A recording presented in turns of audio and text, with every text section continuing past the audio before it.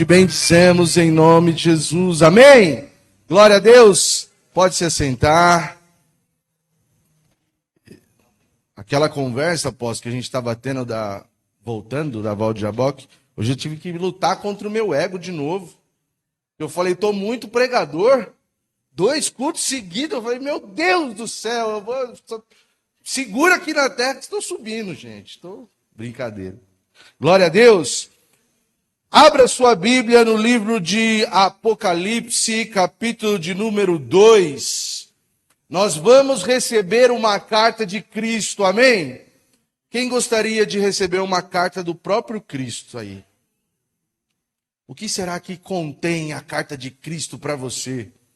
Sabe, teologicamente falando, historicamente falando, as 7 cartas contidas no livro de Apocalipse, elas simbolizam uma era da igreja aqui na terra.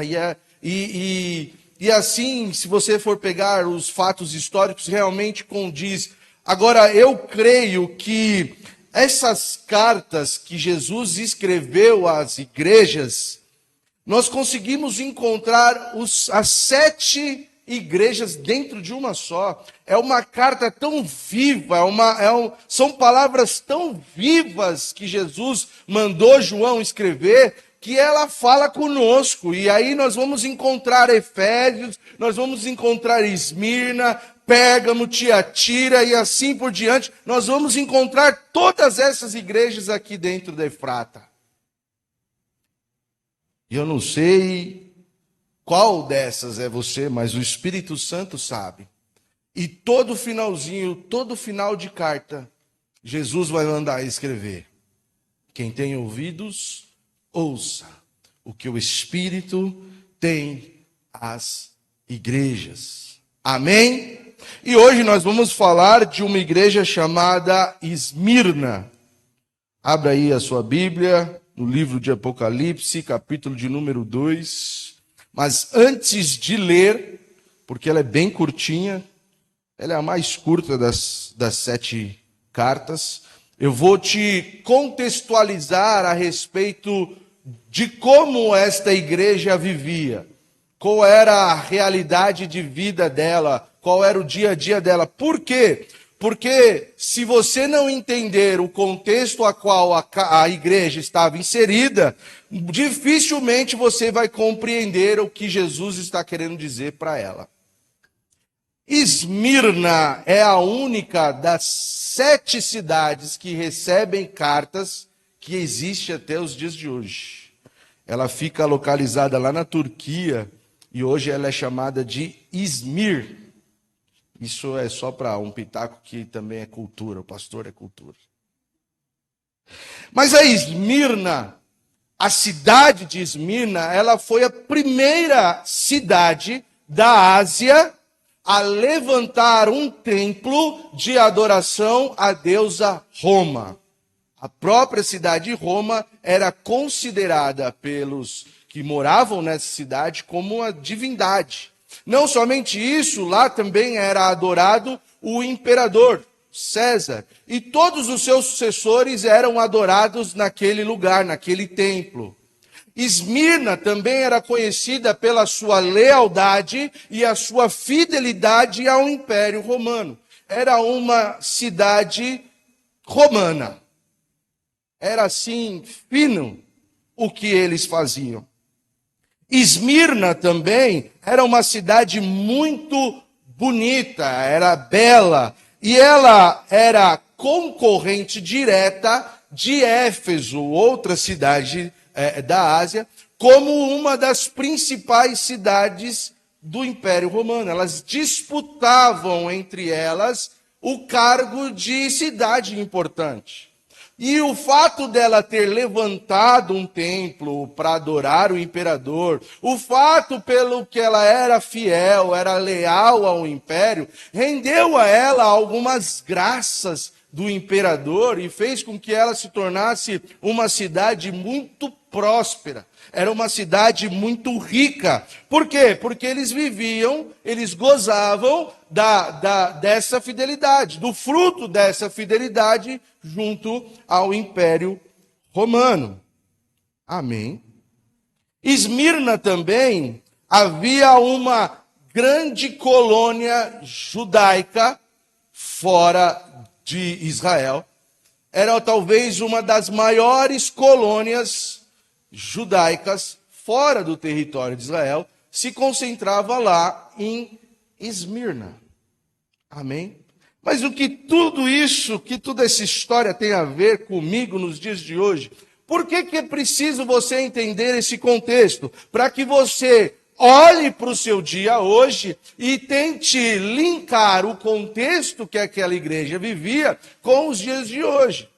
Qual é a cidade que nós moramos? Tem alguns de Guarulhos aqui. Não tem? O apóstolo de Guarulhos, o evangelista de Guarulhos, não é? Não é assim? Quem mora em Esmirna aí, levanta a mão. Ninguém? Mas São Paulo, vamos dizer assim, e toda a grande São Paulo, é considerada hoje o coração financeiro do Brasil, sim ou não? É onde se concentra o maior volume de dinheiro, recursos, a bolsa de valores, onde as empresas do exterior investem no Brasil e compram papéis das empresas brasileiras, fica em São Paulo. São Paulo disputa com outras grandes cidades do mundo o cargo de cidade mais importante. E se tem uma coisa que todo paulistano, todo paulista se gaba, é da força de trabalho e das oportunidades que São Paulo tem, sim ou não? Sim. São Paulo recebe povo do mundo inteiro e o mundo inteiro vem para cá em busca de oportunidade. É uma cidade muito rica, que sim, tem muitas oportunidades por ser uma cidade rica. Maior PIB da América do Sul, como diz o Márcio. As oportunidades estão neste lugar. Estávamos falando, a gente foi convidado para jantar, restaurante 5 estrelas domingo, AP. Top. Com chilione, com frango, com uma salada. Só Jesus Cristo. Eu engordei 2 quilos. Você acredita? Engordei 2 quilos. Não consegui resistir a essa tentação. Não me entrega, Fábio, não me entrega. E a gente estava falando justamente isso na mesa, que muita gente vem do Nordeste, vem de outras regiões, por quê? Porque ouve falar que alguém de lá daquela cidade prosperou em São Paulo, sim ou não? Tem uma vida, venceu, não sabe a luta que é prosperar em São Paulo, não sabe a dificuldade que é você conseguir prosperar em São Paulo, não sabe que muitas vezes você trabalha 12, 14, 16 horas, não importa, o que importa é, conseguiu, deu certo, está ganhando dinheiro, está ficando rico, comprou um som para a mãe, meu Deus, esse Fábio está fazendo o que lá em São Paulo, meu Deus do céu, conseguiu comprar um som para a mãe dele. Sabe esse tipo de coisa? Então nós vivemos numa cidade que tem oportunidades, que dá sim para você ser próspero. O problema é o custo dessa prosperidade. A que custo alcançamos essa prosperidade? A que custo nós vamos alcançar essa tal prosperidade? Essa riqueza que está disponível, mas ela está disponível para aqueles que estão dispostos a pagar um preço.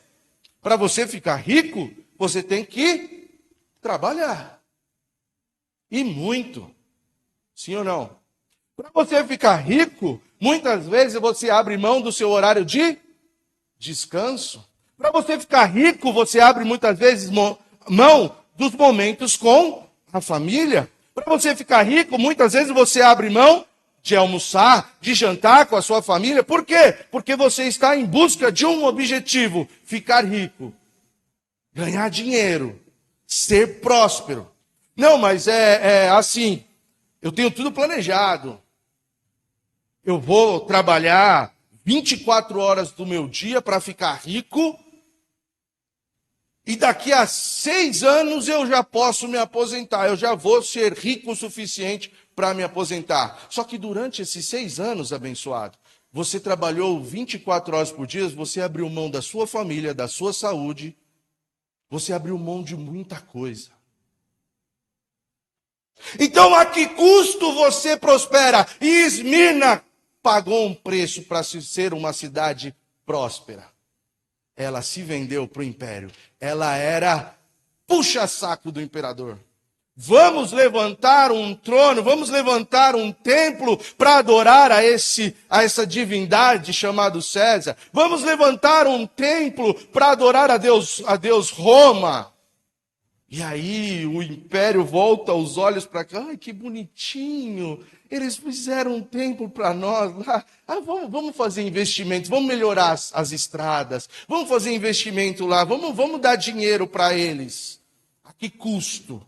A que preço eles estão ganhando? Então você consegue trazer esta realidade do contexto de Esmirna para a sua vida hoje. É só você aplicar o que está sendo dito.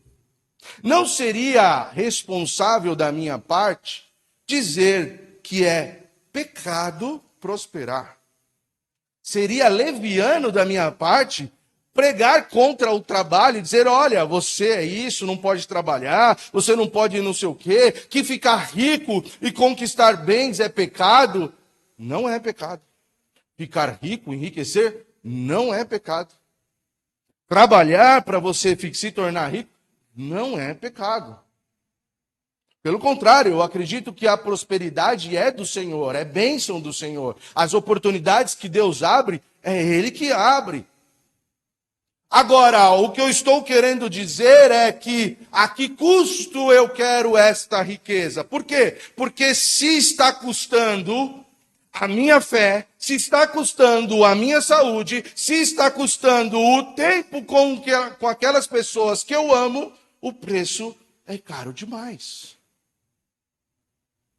Por quê? Porque a gente acha que a gente tem tempo suficiente, que vai dar tempo para você tirar o atraso daquilo que você está vivendo hoje. Você acha que o esforço que você está fazendo hoje, o tempo que você abriu mão hoje, com o seu filho, com a sua esposa, na igreja, na comunidade, o tempo que você abriu mão com Deus hoje, você vai recuperar lá na frente. Eu assisti um vídeo hoje que, meu Deus do céu, como eu chorei. Como eu chorei. O menino deve ter seus 16, 17 anos, eu não sei quem assistiu. Ele decidiu fazer um vídeo, gravar um vídeo todos os dias para o pai dele. Porque o pai dele não estava morando mais com ele. Tinha saído para trabalhar, tinha ido ganhar dinheiro. Ele resolveu gravar um vídeo por dia para dizer para o pai o que ele estava fazendo naquele momento. Então ele senta e fala, papai, eu estou sentado aqui no seu lugar predileto, na sua poltrona. Eu sei que você não está aqui, que não pode estar aqui, mas eu estou. E eu estou gravando esse vídeo para te lembrar que eu te amo. Aí depois o menino gravava na sacada, e assim ele gravou um vídeo por dia durante 365 dias. Por quê? Porque ele falou assim, meu pai, esses 365 dias, esse ano, meu pai nunca mais vai recuperar. Eu cresci. Eu vivi. E aí você para e pensa e fala, que bonitinho, né? Que fofinho, garotinho. Mas é uma realidade dura e triste. Por mais que você, no ano seguinte, viva intensamente, jamais você vai conseguir substituir o ano que passou. E São Paulo, ele nos oferece isso. As oportunidades da riqueza, a qualquer custo. Eu fui convidado, eu trabalhava em banco. Eu era gerente do Banco Santander. E eu fui convidado a fazer uma entrevista no Banco Safra. Alguém conhece? Eu não estou falando mal da instituição, tá bom? Eu vou contar só o que aconteceu comigo. E aí eu fui fazer a entrevista com o diretor do Banco Safra, na Avenida Paulista. Chique, lindo lugar, maravilhoso. O cara me recebeu com pompas e tudo mais. Quando o cara começou a falar, ó, você vai ganhar no mínimo umas 5 vezes mais. Aqui a gente faz assim, aqui tem isso, as facilidades, aqui você vai receber aquilo, aquilo outro. E eu falei, eita Deus, que porta maravilhosa, que lindo. Aí ele falou assim, e aí, topa? Eu falei, eu topo, né? Acredito. Aí ele falou, eu tenho que falar uma coisa. Aqui é um ninho de cobras. É um roubando o outro. Você tem que levar a chave da sua gaveta, porque você vai vender um seguro, vai pôr a proposta na gaveta, o cara do lado vai arrombar a sua gaveta para pegar a proposta e passar a proposta no seu lugar. As pessoas vão te enganar para poder se produzir mais. Eu falei, eita.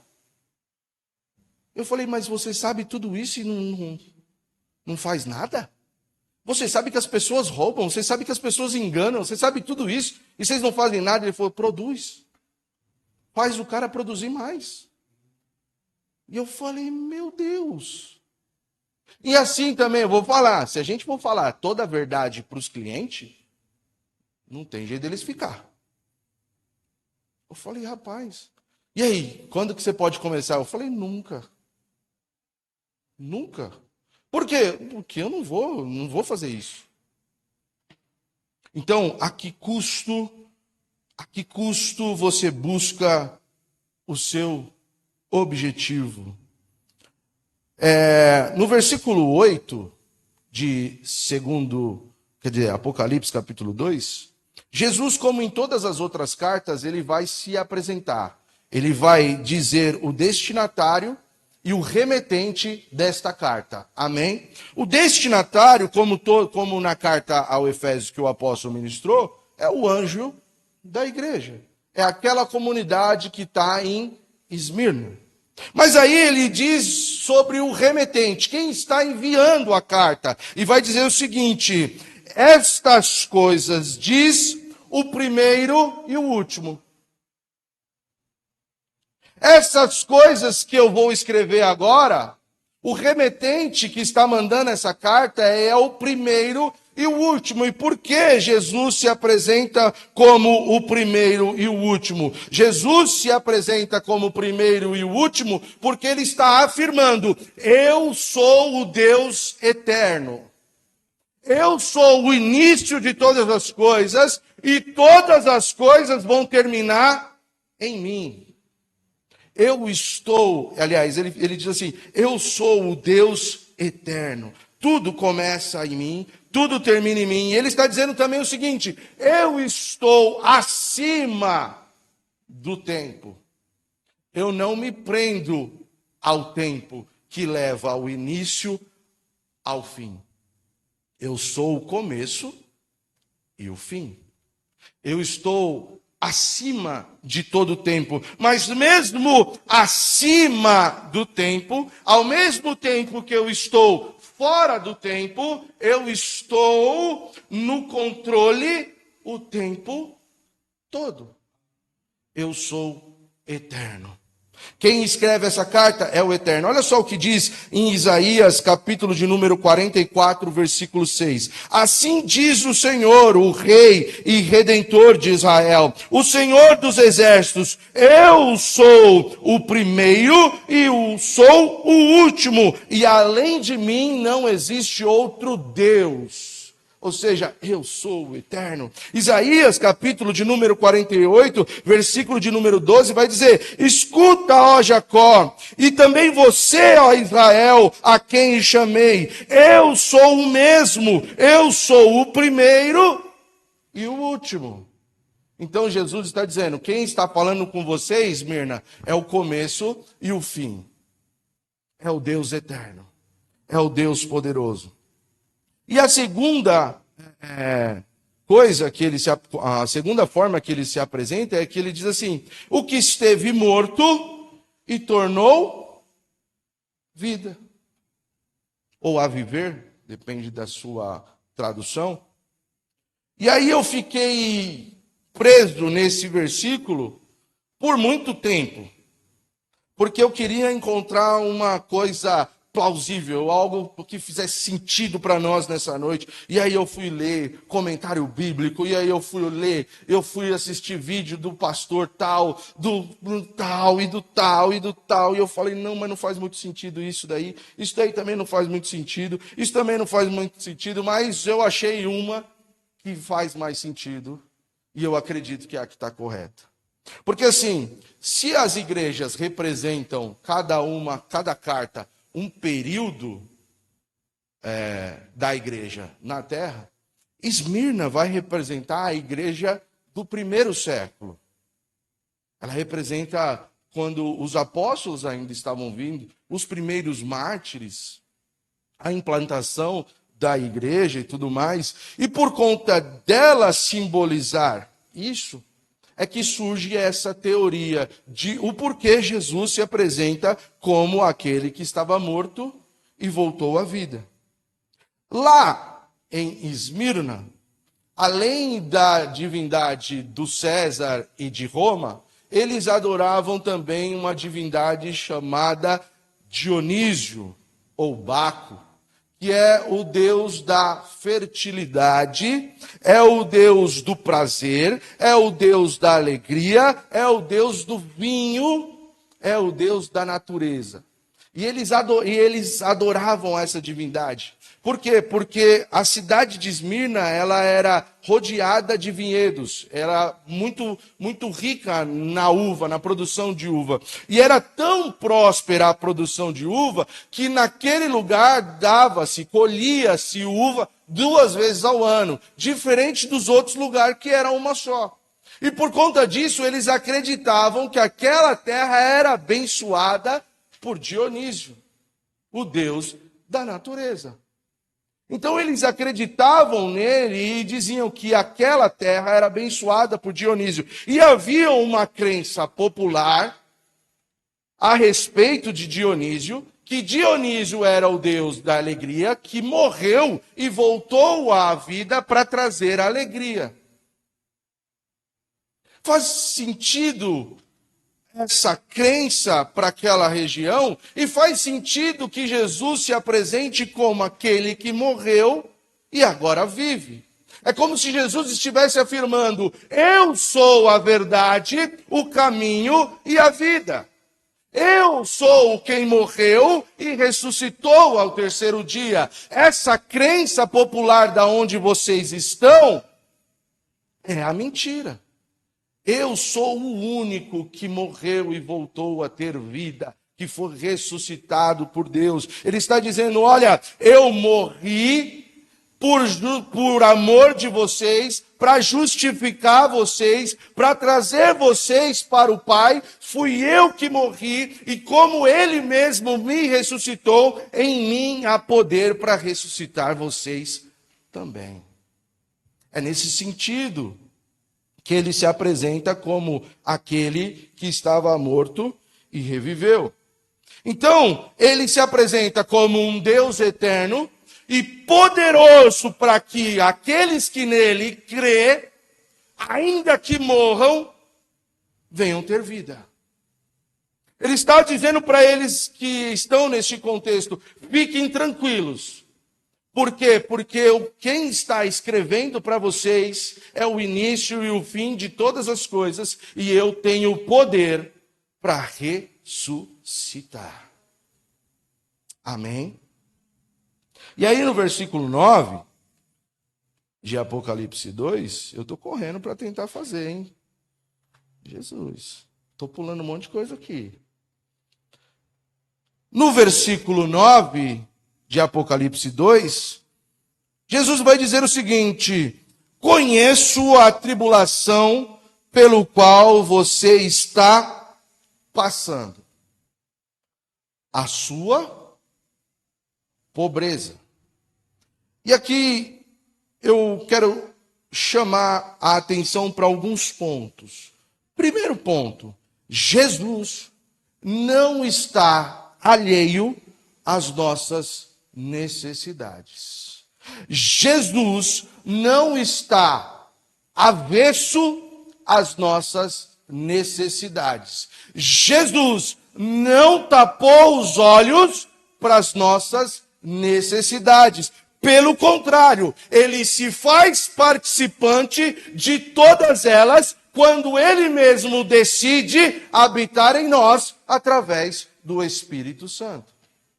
Então ele pode afirmar: eu conheço a tribulação que vocês estão enfrentando. Mas por que você conhece Jesus? Você está vendo todas as coisas? Não, eu conheço porque eu estou presente.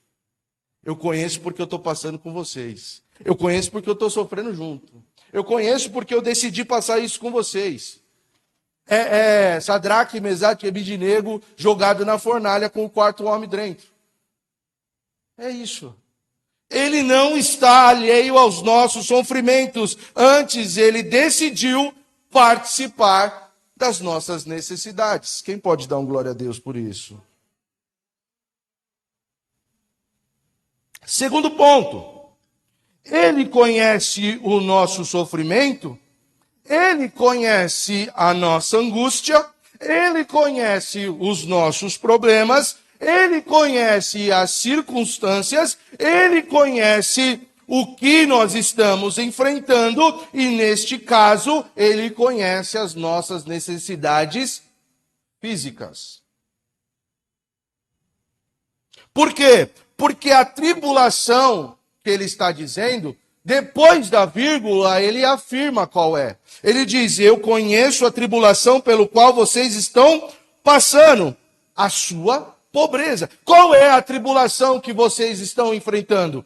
A pobreza. E aqui, o verso que foi escrito, o termo grego que foi escrito, ele pode ser traduzido para miséria.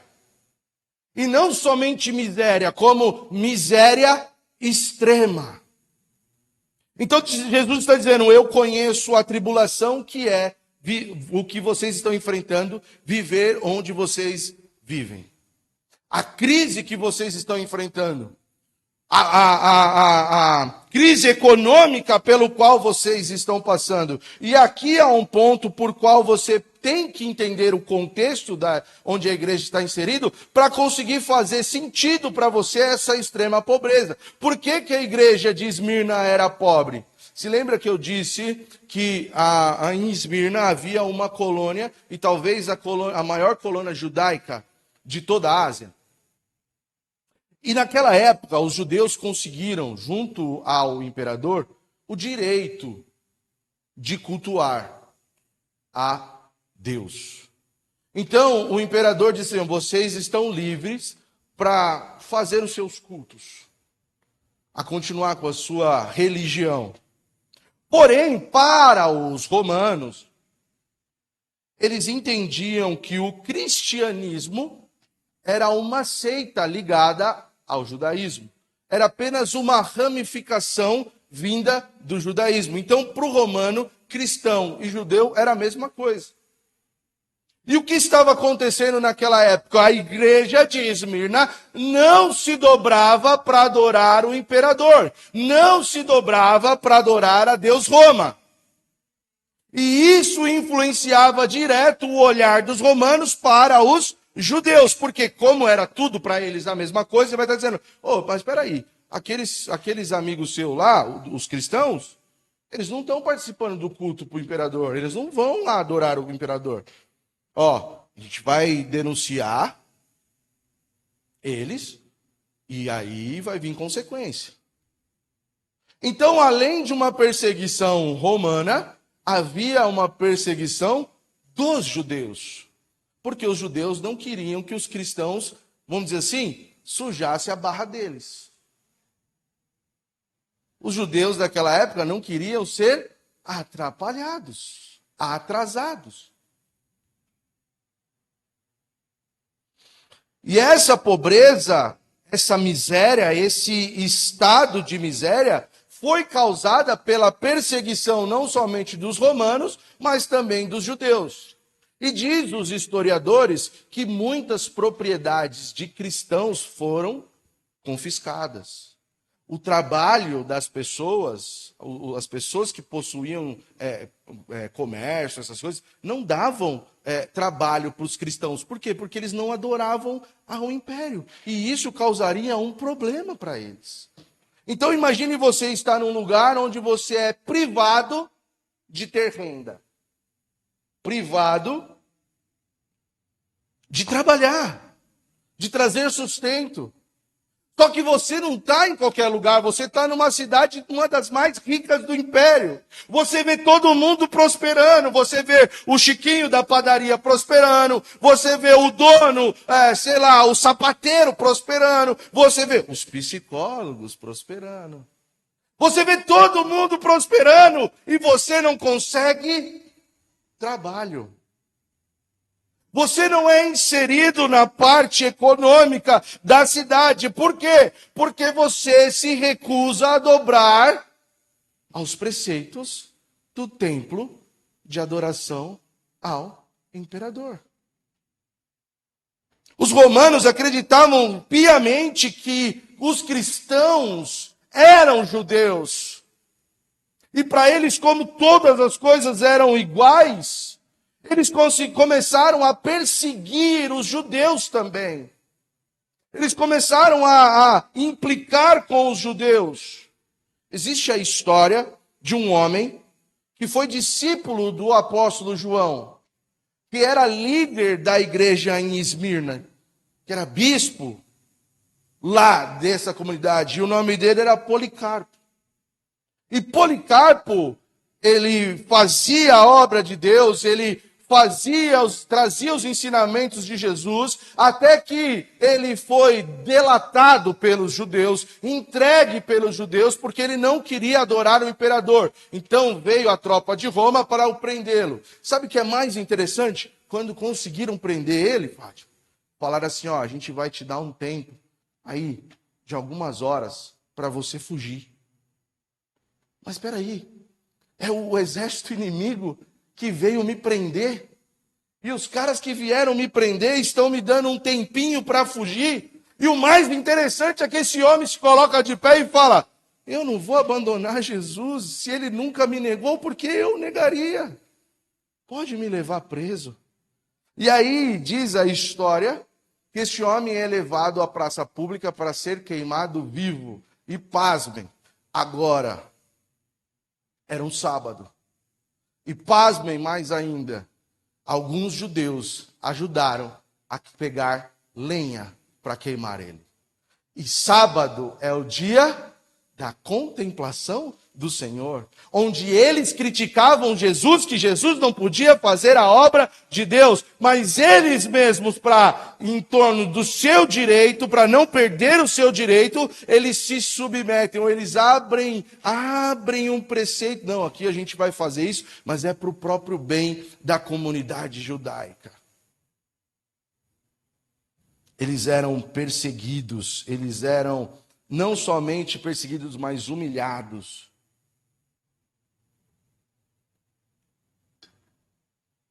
Porém, se você continuar lendo, depois da miséria, a fidelidade e a fé desses irmãos em Cristo, ao passar por toda essa tribulação e estar vivendo em miséria extrema, ao invés de afastá-los do propósito, ligavam mais ao Pai. Porque o próprio Senhor Jesus diz, embora vocês sejam ricos.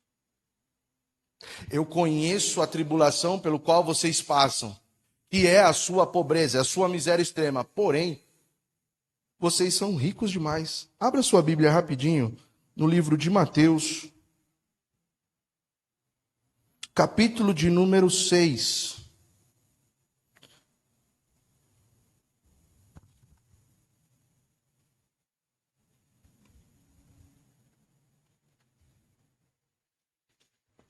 Mateus 6, versículo 19 em diante, vai dizer assim, não acumulem tesouros sobre a terra, onde as traças e a ferrugem corroem, e onde os ladrões escavam e roubam.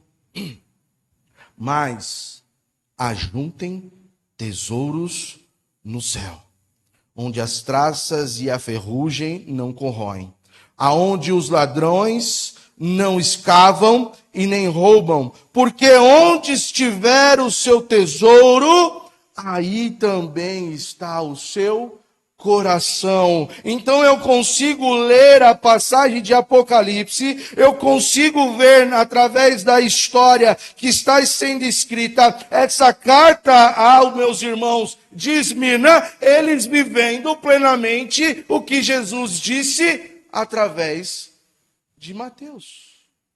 Os caras não estavam preocupados as suas necessidades terrenas. Nada tirava o foco deles. Nada podia atrapalhar o foco deles. E qual era o foco? Acumular tesouro no céu. E o Senhor Jesus fala: vocês estão acumulando aqui riquezas. Vocês são ricos. Vocês são transbordantes aqui no céu. Vamos correr. Vou correr, apóstolo. Vou terminar.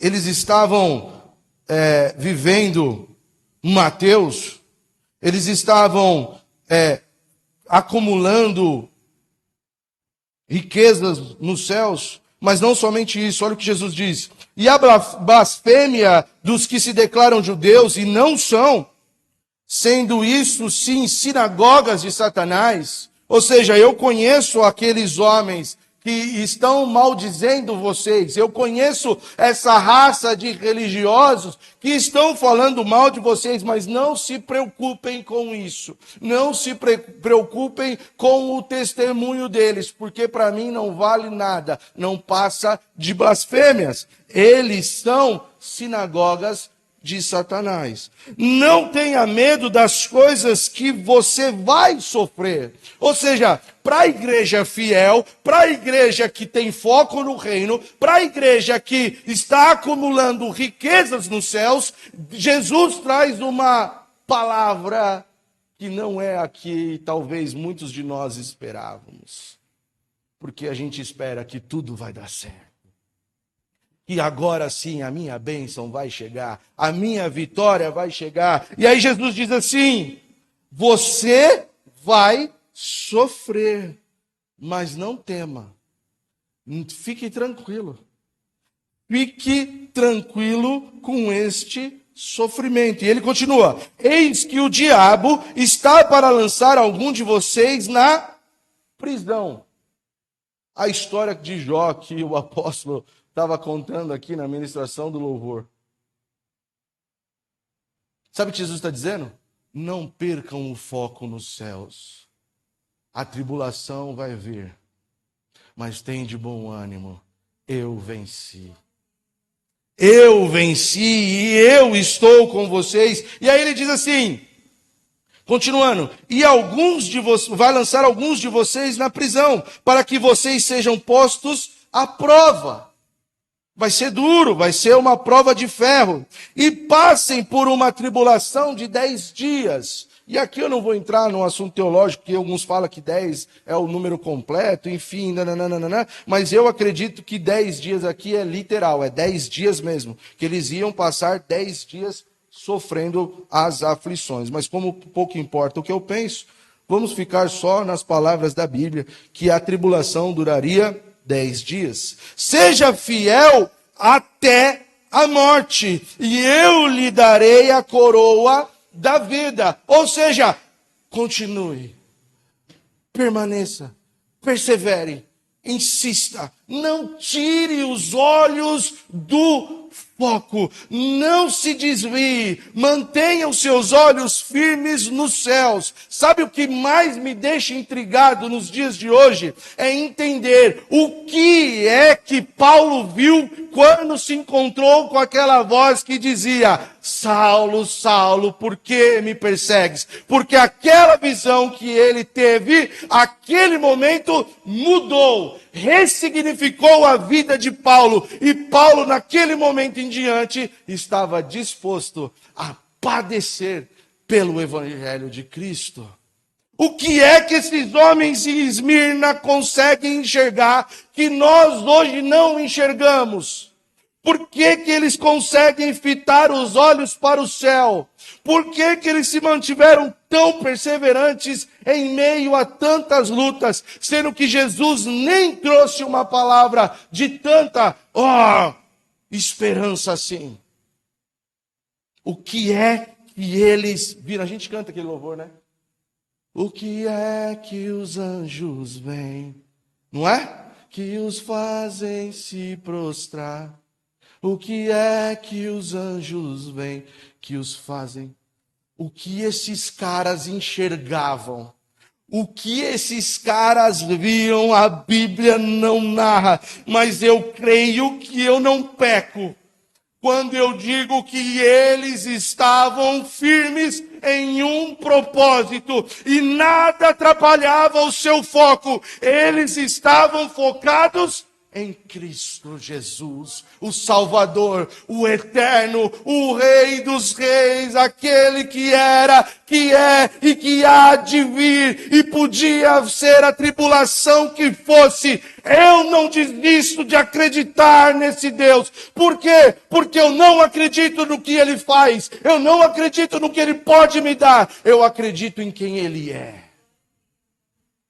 E é o que Ele é que me move, não é o que Ele pode me dar e o que pode me fornecer, não é os confortos, não é os livramentos, não é o que Ele pode me proporcionar, não são as mãos dEle que me movem, mas o que me move é a comunhão com esse Deus maravilhoso. Aleluias, aleluias. E eu não sei como era o culto em Esmirna, a Bíblia não continua a dizer, mas eu acredito que eu não pego, porque eu posso dizer que eles se reuniam e as pessoas por fora ouviam choro e pranto, mas lá dentro era um coro de adoração e alegria, igual Paulo e Silas estavam na cadeia, porque a motivação deles era igual: servir a esse Deus maravilhoso e poderoso.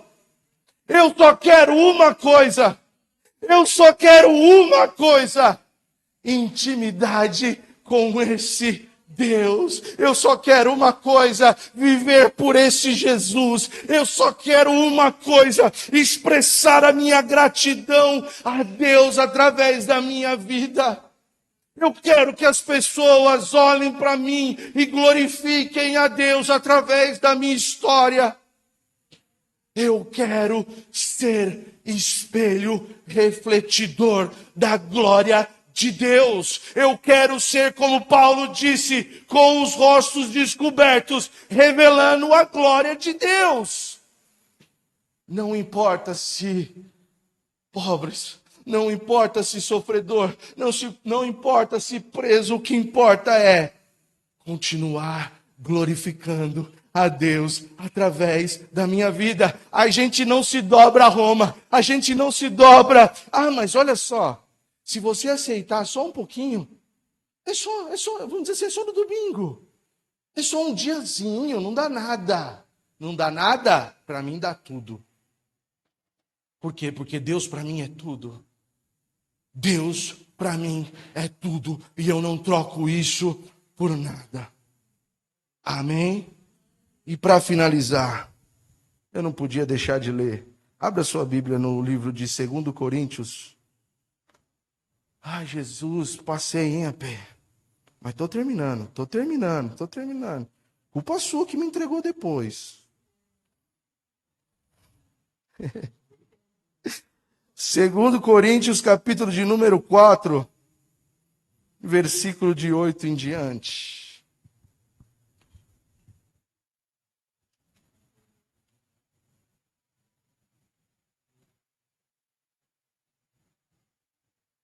Vou molhar as palavras porque essa é forte. Aqui, Paulo não está escrevendo para Esmirna. Aqui, Paulo escreve aos Coríntios. Mas eu posso ver Esmirna escrevendo isso e declarando isso. Em tudo somos atribulados, porém não angustiados. Ficamos perplexos, porém não desanimados. Somos perseguidos, porém não abandonados. Por quê? Porque se Deus não nos abandona, Ele não está avesso às minhas necessidades, Ele decidiu passar comigo. Somos derribados, porém não destruídos. Levamos sempre no nosso corpo o morrer de Jesus, para que também a vida dele se manifeste em nosso corpo. Porque nós que vivemos somos sempre entregues à morte por causa de Jesus, para que também a vida de Jesus se manifeste em nossa carne mortal. De modo que em nós opere a morte, e em vocês a vida. Tendo, porém, o mesmo espírito de fé, como está escrito, eu criei, por isso falei. Também nós cremos, por isso também falamos. Sabendo que aquele que ressuscitou o Senhor Jesus, também nos ressuscitará com Jesus. Aleluia.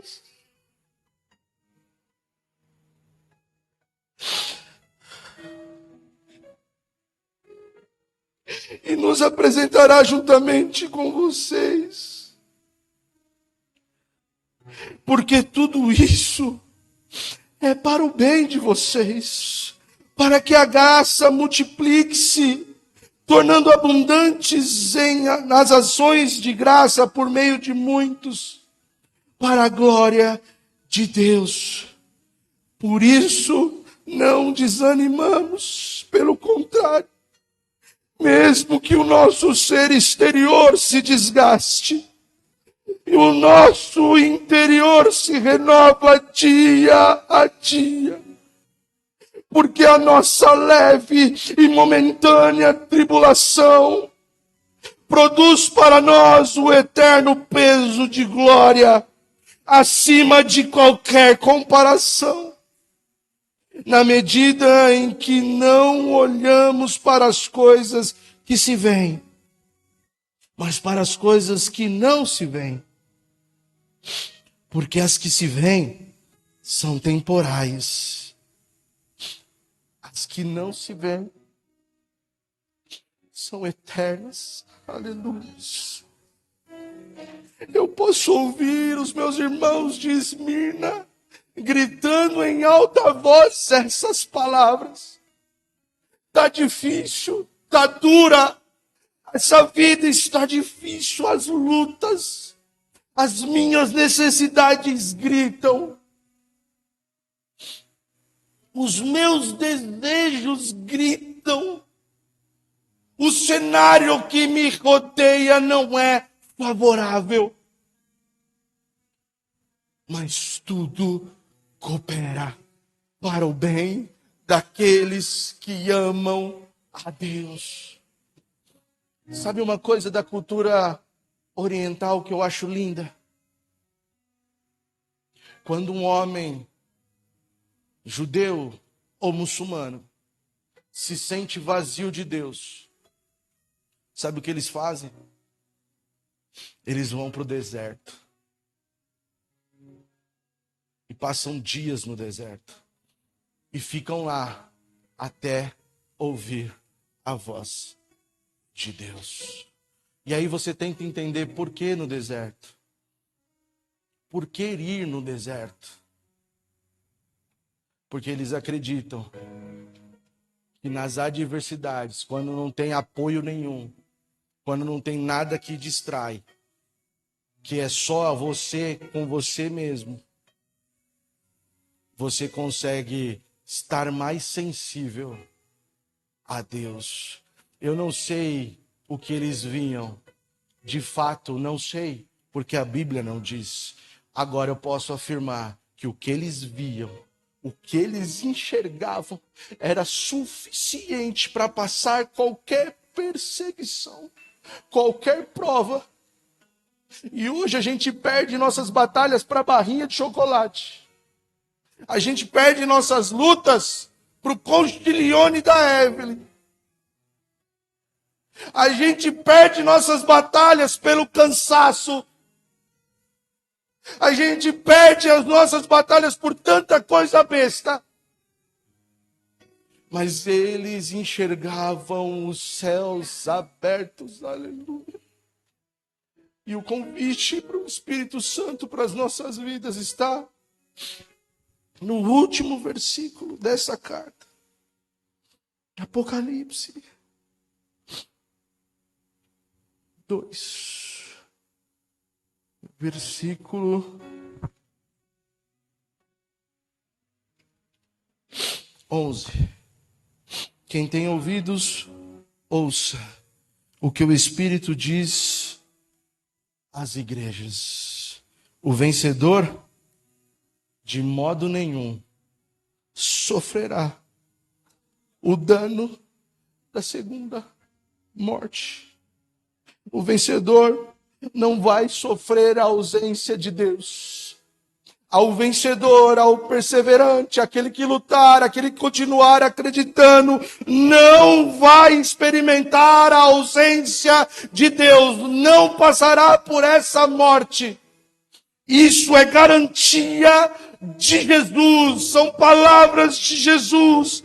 Quem vencer essas coisas, quem se manter fiel, quem não se dobrar, quem não negociar valores, quem não negociar princípios, não vai sofrer a ausência de Deus. Aleluia. Você pode se colocar de pé. Aleluia. É a menor carta. Aleluia. Mas eu queria orar. Posso orar?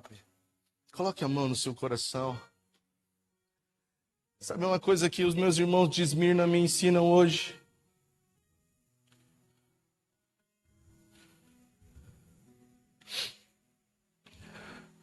Que são as lutas,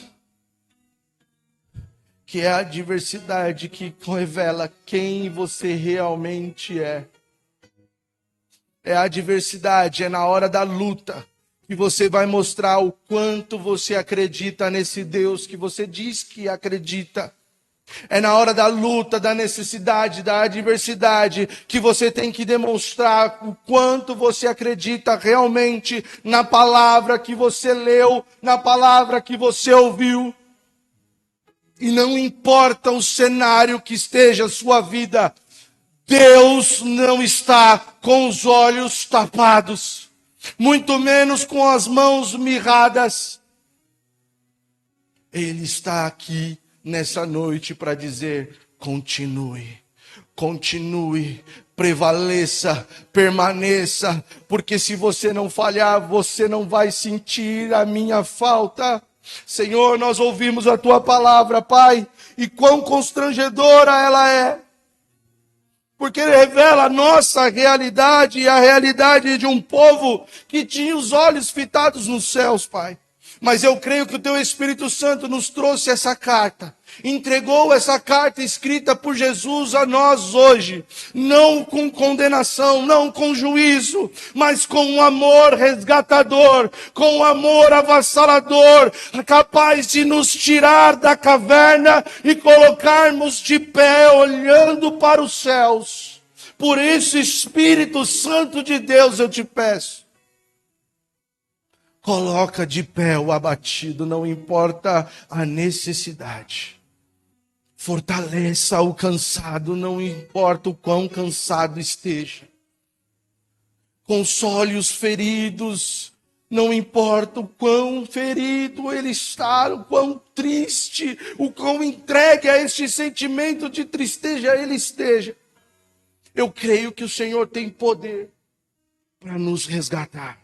Então vem nessa noite e nos leva para este lugar, aonde vamos contemplar o teu trono, assim como viu Isaías, um alto, sublime trono, um trono maravilhoso de glória, cercado por anjos, serafins, que clamam uns aos outros: Santo, Santo, Santo é o Senhor, e envia uma brasa viva direto do teu altar. Toca os nossos lábios, Senhor. nos purifica e nos faz verdadeiros cristãos. Fortalece na nossa batalha, anima nas nossas dificuldades. É o que eu te peço em nome de Jesus, em nome de Jesus. Você pode aplaudir ao Senhor?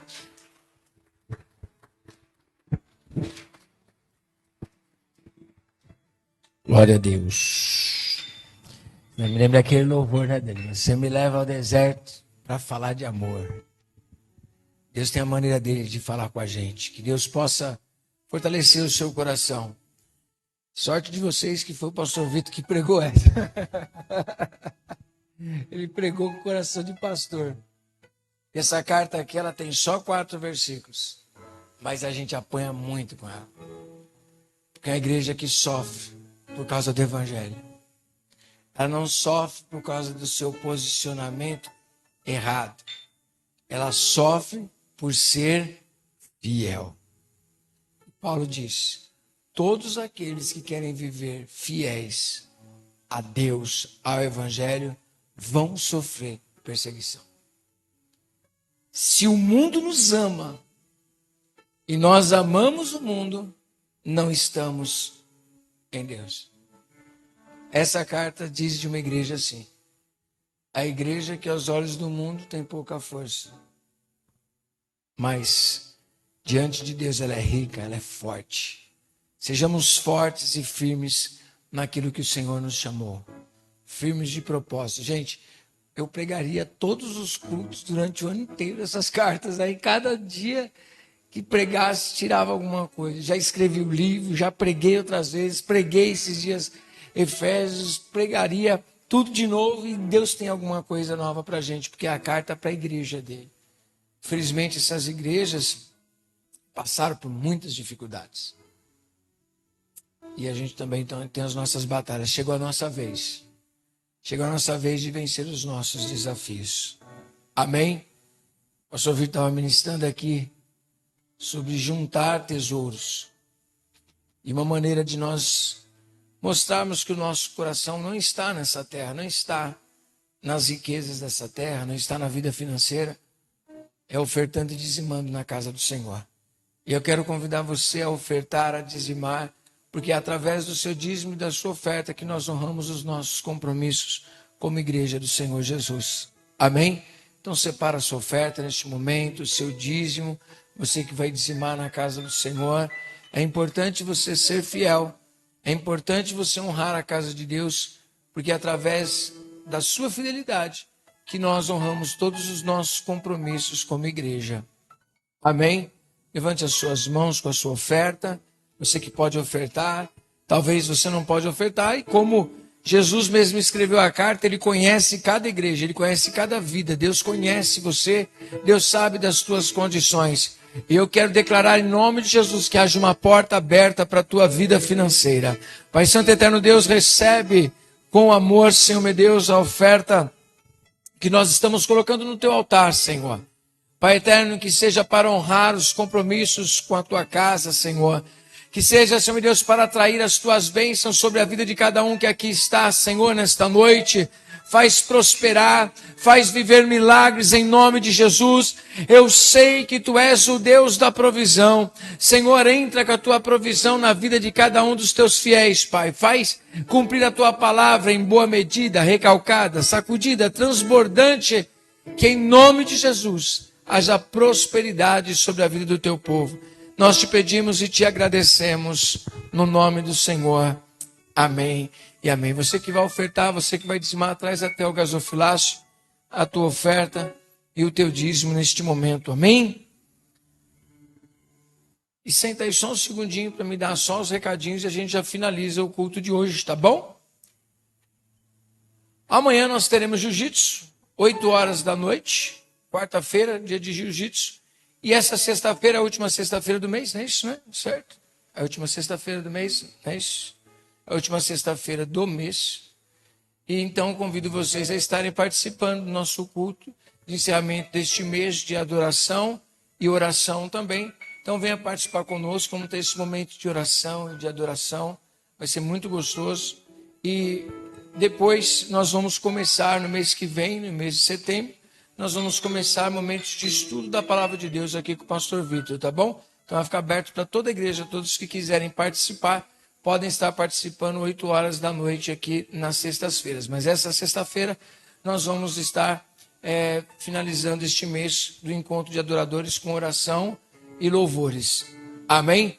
Domingo agora também, último domingo do mês, nós vamos estar ministrando a nossa última palavra sobre paternidade. Tem uma palavra bênção para a tua vida, fresquinha do céu. Então não deixe de participar neste domingo agora, 10 horas da manhã. Amém? Marque na sua agenda, dia 22 de setembro, nós vamos fazer uma vigília aqui na nossa igreja, tá bom? Então quero todos vocês aqui, todos que trabalham, estão convocadíssimos. Ai, apóstolo, não, ai nada. Vai orar. Tem que estar com a mão no arado, tem que orar, irmão. Nossa, quantas vigílias a gente faz por mês? E vem falar para mim que não pode vir na vigília? Diga para o irmão assim, vigia.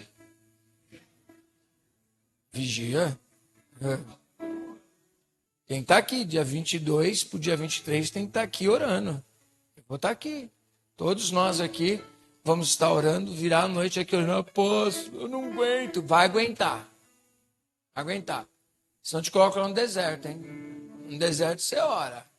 Não é? Por isso que o Espírito Santo às vezes leva a gente para o deserto para a gente orar mais. Fazer um jejum forçado aí, ó. Fala assim, ora na mesa. Diga para o irmão, fala, ora na mesa. Antes que vá para o deserto. Ora na mesa, irmão. Ora na mesa, dá glória. Amém? Então, já marca na sua agenda, estou avisando com o tempo para você marcar. E nós estamos aqui orando, estamos adorando ao Senhor. Vai ser uma madrugada bem gostosa para adorar o Senhor. Amém? Não é vigília igual fazem muitas igrejas. Cheio de oportunidade, chama um monte de igreja. Aí cada um dá uma oportunidade. Tem oportunidade não, mano. Nós vamos adorar aqui com nós mesmo. Fechado? Após 6 horas. Você acha que a gente consegue ficar 6 horas aqui louvando, ministrar uma palavra e ficar acordado? Ah, se consigo. Ah, se consigo. Consigo sim. Passa até das 6, meu irmão. E vai fazer um cafezinho da manhã, vai ser gostoso. Então, já emenda que o ensaio do louvor. Aí a pessoa fala, nossa, mas vai ter ensaio do louvor. Ué, depois você dorme de dia. Aí depois você vem. Amém? Se organiza na sua agenda, irmão. A gente precisa encontrar prioridades. Tempo sobrando, só tem quem não faz nada da vida. Eu não tenho tempo sobrando, mas eu tenho prioridades. Então tenha prioridades na sua vida. Servir a Deus é prioridade? Se não é prioridade, está no estágio da descrença ainda. Vamos ministrar isso aí. Amém? Leia o livro Discipulado para descobrir qual estágio que você está. Está lá, facinho de você entender. Amém? Já estou avisando isso daí antes para vocês se organizarem. E terça-feira que vem, Dani vai estar ministrando a igreja do Pergaminho. Amém? A igreja de Pérgamo. Mais um desafio aí. 2? Vamos lá, embora. Eu aprendi com Deus que eu não devo ter pressa para nada. A gente tem 2 horas de culto, no máximo, para a gente fazer, né? A gente estende, mas faz 2 horas de culto. E deixa o Espírito Santo fluir. A igreja é de quem? Dele. E eu não vou calar ele nunca. Sempre ele vai falar o que ele quiser. Amém? Se coloca de pé. Até Laodiceia ainda tem muito chão ainda. A gente vai sair daqui muito ralado. Olha, a de Éfeso bateu 2 vezes. 2 rounds. Olha, prevaleci pela graça. 2 rounds. Mas sabe aqueles final de luta de MMA, o cara que apanhou? Torto. Todo desfigurado. Mas firme no Senhor Jesus. Jesus falou para mim, você me ama ainda? Te amo, Senhor. O Senhor sabe que eu te amo. Posso não amar o quanto devia, mas eu sei que eu te amo. Você ainda ama me servir? Amo. E hoje ele pergunta, topa passar pelas tribulações? Topo. E mais 10 dias? Topo, porque tudo posso naquele que me fortalece. Amém? Semana que vem venha de Pérgamo. Levante as suas mãos, que a graça de Deus Pai, doce amor de Jesus Cristo e a comunhão com o Espírito Santo de Deus esteja sobre nossas vidas, não somente hoje, mas para todos sempre. Amém. Deus abençoe, aplaude ao Senhor. Uma boa noite, bom descanso e até sexta-feira.